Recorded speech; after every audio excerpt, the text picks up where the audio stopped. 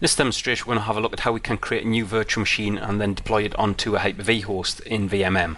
So what I've done here is I've just come into VMM, highlight my all hosts, and what I've done here is come on the home page under my VM and services, and what I'm going to do here is create a virtual machine. So what we'll do here is click create virtual machine. Brings me into Wizard, so we can use an existing virtual machine, VM template or virtual hard disk. What I'm going to do here is create the new virtual machine with a blank hard disk. So we'll select next to this point here. In the case of the identity, we just need to give this virtual machine a name. So let's just call this one Win 2012 and test. Then what we could do is put in a description. So we'll stick in our description of test of creating virtual machine functionality. We've then got the ability to create either a generation 1 or generation 2 virtual machine. To be honest, I am installing Windows Server 2012 on this box, so I could go with generation 2. However, we'll go with generation 1. Then select our next button. And at this point here, we can now start adding some virtual hardware. So what we'll do here is let's give this a gigabyte of RAM. I'm not going to bother with dynamic functionality. We'll give it 2 processors. I'm not going to turn on the tick box to allow migration to a virtual machine host with different processor version. All of my Hyper-V hosts have all got the same processors in here. I'm not going to bother changing anything on floppy, COM ports. No, I'm happy with those. Video adapter, so I could specify my Microsoft Remote FX 3D video adapter. It's a server, can't see the point. Maybe if it was a workstation I would. In the case of my bus configuration, we are going to create a virtual hard disk of, well, it says here 40 gig. Not capturing any media, but this could be where I could attach at this point here, for turn on the tick box, a Windows 2012 ISO. Not going to bother adding any additional SCSI adapters, but what I will do with this virtual machine is I will connect it to my, let's create it to my external network. This point here.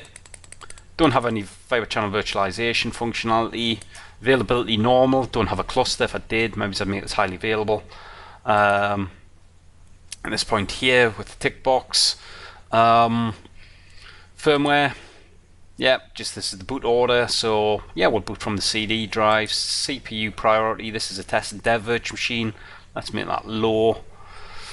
We will go with our virtual NUMA here, and we will allow it to span NUMA nodes. That'll give me more virtual machines per host. And in the case of any memory weighting here, again, it's a test and dev virtual machine.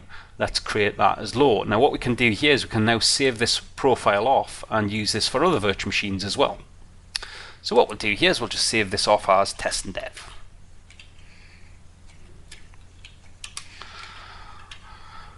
Won't bother with the description, just click OK here. So we've now created that as well. I'll stick with my default create the new hardware config here, but if now click on my little drop down. So what we'll be able to do is, once everything catches up, select my new profile. Now we'll select next. Destination here, we're going to place the virtual machines on a host in all hosts. We'll actually go with local group. We're not going to bother storing the virtual machine in the library. We want this up and running as soon as possible. Select next. Now what it does is it just does a little test against my Hyper-V hosts. And what's decided here, it'll be best to stick this on LON host 2. We just have a look at this expected utilization. So what we can do here is we can refine exactly how it does its little test. I'm not going to bother. What we've got down at the bottom here, we've got the details. We can have a look at the rate and explanation. So under my expected utilization, it says everything is being matched up, and then on my deployment and transfer explanation, again, everything is being matched up there. So what we're going to do at this point here is we're going to create this virtual machine actually on LON host 1. We're going to go across or against these star ratings. Now we'll select next. With my configure settings here, so the virtual machine path, it's going to try to stick it onto lonserve1.adatum.com, which is my shared storage. This is a provider I made available to my Hyper-V host in a previous demo. We've already specified our external network adapter, and we are going to create a virtual hard disk. So let's just change this. Let's just point this to my C drive instead. So what we'll do instead is we'll actually just stick this into, let's stick it in shares. And then if we scroll this down a little bit, let's stick it on VHDs. And select OK.